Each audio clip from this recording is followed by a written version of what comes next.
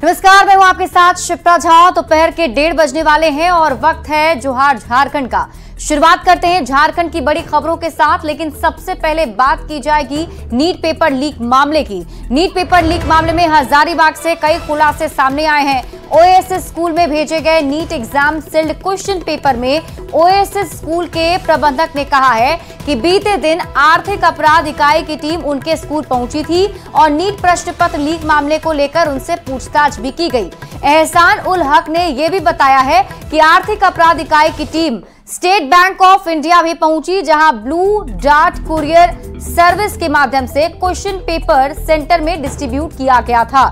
इस पूरे मामले पर ओएसएस स्कूल के प्रबंधक से बात की है न्यूज़ 18 संवाददाता सुशांत सोनी ने। क्वेश्चन पेपर मामले में झारखंड के बाद बिहार के बाद जो है झारखंड का तार वो जुड़ता नजर आया और इसमें जो है हजारीबाग की बात सामने आई। पिछले दिन जो है ईओयू की टीम ने हजारीबाग के लोसीना थाने क्षेत्र के ओएसएस स्कूल में भी जो है उन्होंने जांच किया। जांच के बाद जो है उन्हें कई तथ्य जो है वो हाथ लगे। हमारे साथ जो अभी विद्यालय के इस स्कूल के प्रिंसिपल हैं, हम इनसे जानेंगे कि आखिर यहाँ की क्या जांच हुई है, आखिर जो ये तमाम तरह की गड़बड़ियां पाई गई है ये कहाँ से हुई है। सर, क्या कुछ देखा? ईओयू की टीम ने पहुंची जी, ईओयू की टीम यहाँ 2-3 दिन पहले 21 तारीख को पहुंची थी। उन्होंने सारी चीज़ों को जांच किया यहाँ हमारे स्कूल में। इसके बाद एसबीआई ब्रांच जो हमारा कस्टोडियन है वहाँ पे जांच किया। उसके बाद फिर जो कुरियर एजेंसी सर्विस प्रोवाइडर है ब्लू डार्ट, वहाँ पे जांच किया। तमाम ये सारी जांच करके टीम चली गई है और जो टीम ने बताया कि एक क्वेश्चन पेपर जला हुआ मिला था जिसका कुछ पर्टिकुलर सीरियल नंबर था जो आवंटित था हमारे विद्यालय। तो उस क्वेश्चन पेपर पे उस बच्चे ने हमारे यहाँ एग्जाम दिया है। वो क्वेश्चन पेपर ऑलमोस्ट 1 दिन पहले या 2 दिन पहले कैसे पटना पहुंचा ये जांच का विषय है और वो जांच चल रहा है। तो जांच चल रही है, इसमें आपका क्या कुछ सहायता होगा? इस जांच पे हमने 100% कोऑपरेट किया था। आप पता कर ले, हमारे लोसीना थाना प्रभारी साथ में थे जिस दिन ईओयू के ऑफिसर्स आए थे। उन्होंने जो जो जांच में चाहा सब कुछ हमने उनका भरपूर सहयोग किया। यह होगा कि इस पूरे मामले पर जांच एजेंसी कहां तक जांच कर पाती है और आगे की जो इसमें किन बड़े हाथों का जो चेहरा सामने आता है गौरतलब देखने वाली बात होगी। सुशांत सोनी, न्यूज़ 18 हजारीबाग। और इस खबर पर अधिक जानकारी के साथ न्यूज़ 18 संवाददाता सुशांत सोनी जुड़ रहे हैं। सुशांत, जिस तरीके से जांच चल रही है और जो बुकलेट नंबर सामने आया है और अभी हम सुन भी रहे थे जो प्रबंधक है वो कह रहे हैं कि यहीं का वो बुकलेट नंबर भी है, यानी ये साफ माना जाए कि ओएसएस स्कूल से ही क्वेश्चन पेपर लीक हुआ था।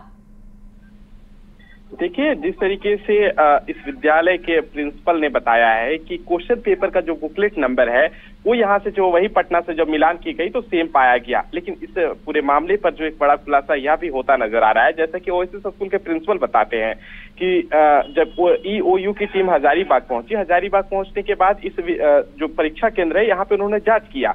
जांच के बाद जो है उन्होंने जहाँ पे प्रश्न पत्र को रखे गए थे उस बैंक में भी जांच की गई। इसके साथ जो रांची से हजारीबाग तक प्रश्न को लाया गया, जिस कुरियर सेवा की जो है सहायता ली गई थी वह ब्लू डार्ट कंपनी है, उनसे भी पूछताछ की गई। जब घंटों पूछताछ की गई तो यह बात सामने आया है कि जिस वाहन के माध्यम से हजारीबाग प्रश्न लाई गई थी और कुरियर सेवा में के ऑफिस जो है वहां पहुंचाए गए थे और वहां से जो प्रश्न पत्र है उसे बैंक तक लेते जाने के लिए ई रिक्शा का सहायता लिया गया था। मतलब कह सकते हैं अगर प्रिंसिपल की माने तो इस चीज में जो है वो लापरवाही बरती गई है, क्योंकि अगर एनटीए की अगर मान ले तो उनका कहना है मतलब ऐसे इसमें से जो भी है कोई विशेष व्यक्ति का होना चाहिए था जो जिनकी सुरक्षा में ये पहुंचता है, लेकिन ऐसा नहीं देखा गया।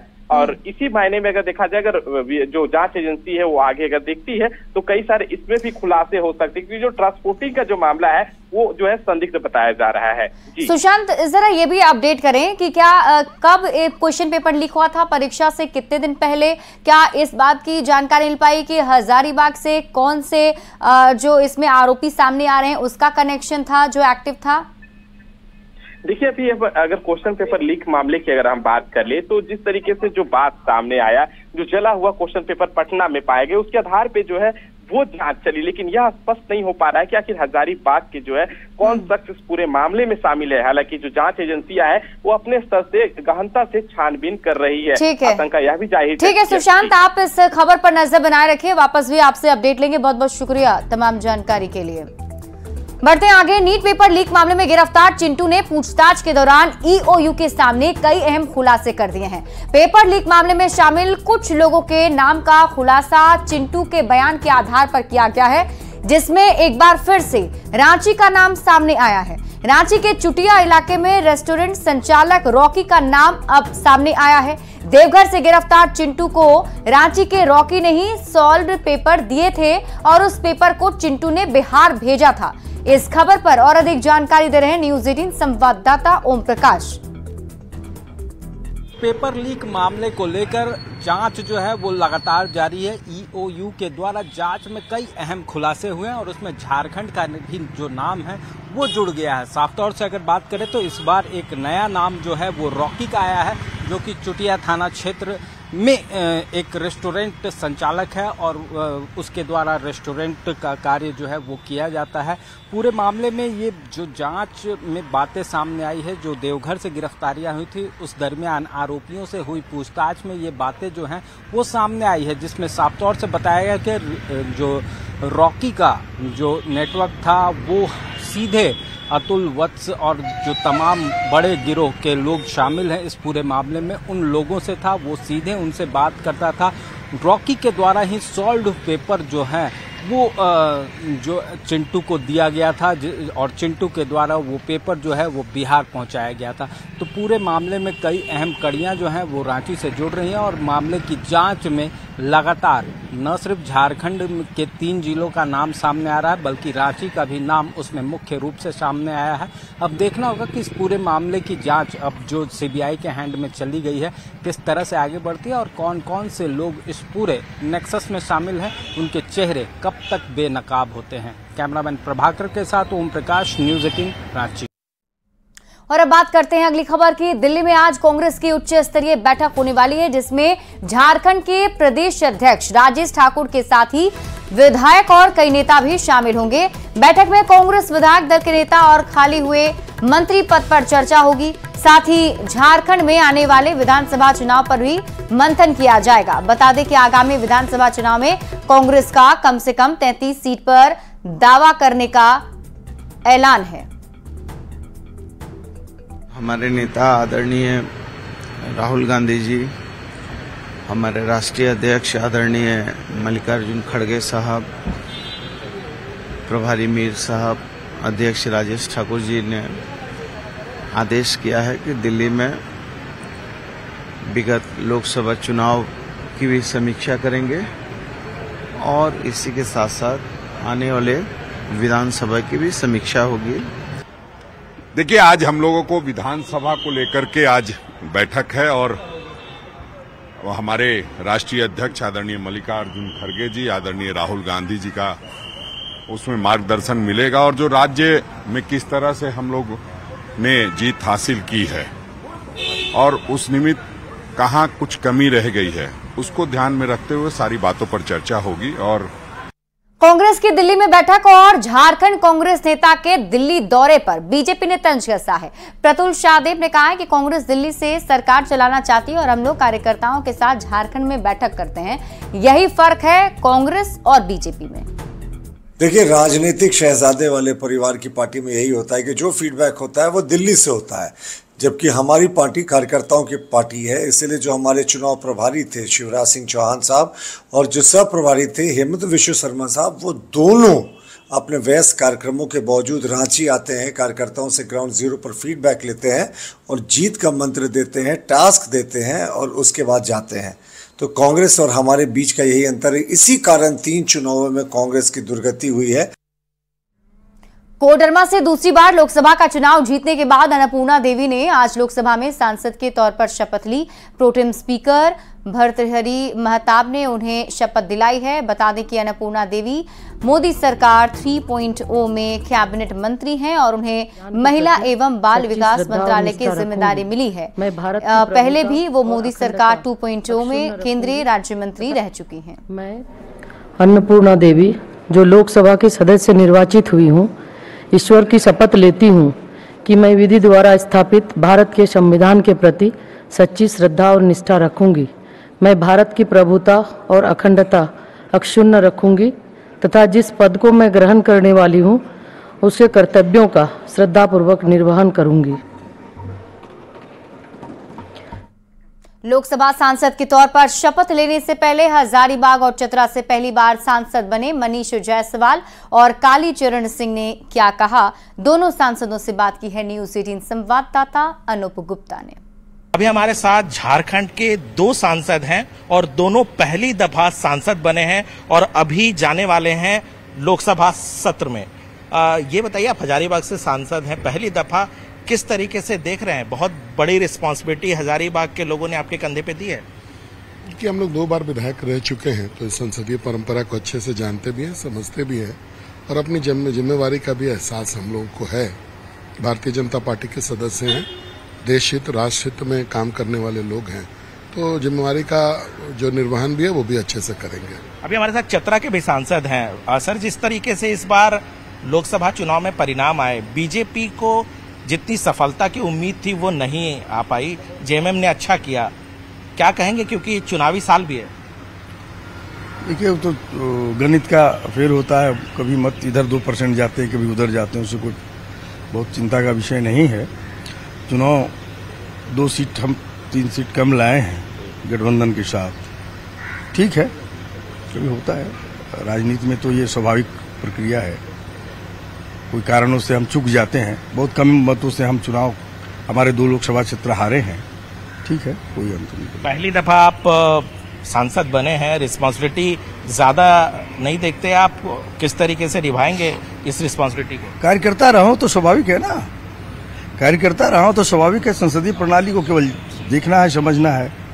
समस्याओं से जूझा हूँ, समस्याओं का समाधान कर लिए कि इतना तो स्मरण में है, ध्यान में है, वो उसी संसदीय प्रणाली के तहत उसे समाधान करने का पूरा प्रयास करूंगा। ये थे हजारीबाग और चतरा के सांसद। कैमरामैन अपू पाठक के साथ अनूप गुप्ता, न्यूज 18 नेटवर्क, दिल्ली। स्वास्थ्य मंत्री बन्ना गुप्ता के नए आवास में शिफ्ट होने के बाद झारखंड में राजनीति तेज हो गई है। झारखंड बीजेपी ने बन्ना गुप्ता पर तंज कसा है, तो बन्ना गुप्ता ने भी तीखा हमला बोला है। बन्ना गुप्ता जी और उनके विभाग के बारे में ये बहुत प्रचलित है कि खाता न बही, जो गुप्ता जी कहे वही सही। अब गुप्ता जी को इच्छा हुआ कि एक बड़ा घर दिख रहा है तो बोर्ड लगवा लिया, और हमारे नॉलेज में इनको आवंटन भी नहीं हुआ है अभी तक, जो विभाग से आवंटन होना चाहिए। अब मुख्यमंत्री की ये बात कह रहे हैं तो ये तो जांच का विषय है। दूसरी बात कि अब तो इनको ज़मीन की घेराबंदी और घर पे कब्जा करने का इस सरकार का इतना शानदार ट्रैक रिकॉर्ड रहा है कि ये कोई बड़ी बात नहीं कि किसी दिन पूरे मोराबादी मैदान को बाढ़ से घिरवा कर उसमें भी ताला लगवा दें। हमारा आवास जो है, जो सरकारी आवास है, वो बहुत आदम जमाना का, पानी उनी चुआता है और एकदम बहुत बुरे हाल में है। तो आवास हमको मुख्यमंत्री जी ने आवंटित किया है, विभाग ने आवंटित किया है, इसमें कोई इब्बत थोड़ी है। अब सुदेश महतो जी रह रहे हैं विधायक होके इतने बड़े आवास में, आप लोग कोई पूछते नहीं हैं। जेएमएम ने शिवराज सिंह चौहान के बयान पर पलटवार किया है। जेएमएम प्रवक्ता मनोज पांडे ने कहा कि जब आईना गंदा होता है तो चेहरा भी गंदा ही दिखता है। बता दें कि केंद्रीय कृषि मंत्री और बीजेपी के झारखंड प्रभारी शिवराज सिंह चौहान ने कहा था कि भारत में सबसे भ्रष्ट सरकार झारखंड में चल रही है। लगातार प्रधानमंत्री नरेंद्र मोदी जी, जब आईना गंदा होता है तो चेहरा भी गंदा नजर आता है। दोनों जो प्रभारी आए हैं, उन दोनों का जो ट्रैक रिकॉर्ड रहा, भ्रष्टाचार में आकंठ डूबे हुए लोग, नियुक्तियों में घोटाला हुआ, किसके राजकाज में हुआ, किसकी अगुवाई में हुआ, सभी लोग जानते हैं। और वो आज यहाँ प्रभारी बनकर आकर भ्रष्टाचार की बातें करते हैं, हास्यास्पद लगता है। शिवराज सिंह चौहान के बयान पर कांग्रेस प्रदेश अध्यक्ष राजेश ठाकुर ने पलटवार किया है। राजेश ठाकुर ने कहा कि शिवराज सिंह चौहान को व्यापम घोटाला पर बोलना चाहिए। दलित समाज पर टिप्पणी करने वाले लोग झारखंड आए हैं, ये आदिवासी और दलित से बदला लेने के लिए आए हैं। इसमें लोग जानते हैं कि व्यापम घोटाले के बाद ही सही में मायने में जो रोजगार देने का अवसर राज्य सरकार या केंद्र सरकार या कोई परीक्षा लेती थी, उसमें घोटाले की शुरुआत हुई है। और आप जानते हैं कि किस तरह से उन्होंने पूरे देश में आदिवासी पर मूत्र त्याग करने वाले राज्य के वो मुख्यमंत्री थे, और उनके मुख्यमंत्रित्व काल में हुआ था दलितों के बारे में टिप्पणी करने वाले हिमंता बिस्वा शर्मा को झारखंड का प्रभारी बनाया गया है। हम समझते हैं कि कहीं न कहीं जो दलित साथियों ने जो जो आदिवासी भाइयों ने कांग्रेस और इंडिया के पक्ष में वोट किया, उसका बदला लेने के लिए इन लोगों को भेजा है कि कैसे अपमानित करे आदिवासी भाइयों को और दलित भाइयों को। गांडी से उपचुनाव जीतने के बाद कल्पना सोरेन पहली बार गिरिडीह स्थित जेएमएम ऑफिस पहुंची और इस दौरान जेएमएम कार्यकर्ताओं ने उनका जोरदार स्वागत किया। कार्यकर्ताओं को संबोधित करते हुए कल्पना सोरेन ने कहा कि आने वाले विधानसभा चुनाव को लेकर तैयार रहना है और गुरु जी के सपनों का झारखंड बनाना है। हमारा जो चुनाव अब एक और आने वाला है, हमारा विधानसभा चुनाव, उसके लिए आप लोग भी कमर कस लीजिए क्योंकि लड़ाई अभी बाकी है। अभी तो एक पड़ाव चुनाव हुआ था, इस साल का जो सबसे बड़ा चुनाव है हमारा विधानसभा चुनाव। हमारे बाबा बुजुर्ग भैया जितने कर्मठ तरीके से लगे हुए, मैं चाहूंगी कि हमारी माताएं बहनें, हमारी महिला नेत्री जितनी है वो ज्यादा महिलाओं को जोड़े। धनबाद से बड़ी खबर मिल रही है। रोक के बाद भी बालू तस्करी अभी भी जारी है। 3 हाईवा 2 ट्रैक्टर को जब्त किया गया है। स्पॉट पर कर रही कार भी जब्त की गई है। 5 बालू तस्कर को भी गिरफ्तार किया गया। बरवा और बरवा अड्डा में ये कार्रवाई हुई। एनजीटी ने बालू उठाव पर रोक लगाई है। तो इस वक्त की बड़ी खबर आपको धनबाद से बता रहे हैं, जहां रोक के बाद भी बालू तस्करी जारी है और कार्रवाई करते हुए 3 हाईवा 2 ट्रैक्टर को जब्त कर लिया गया है। स्कॉट कर रही कार भी जब्त की गई है।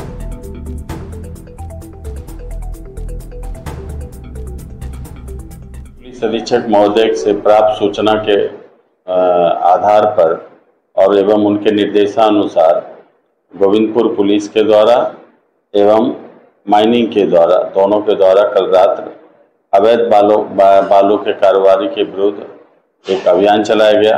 उस अभियान के क्रम में 3 हाईवा बालू लोड बरामद किया गया है।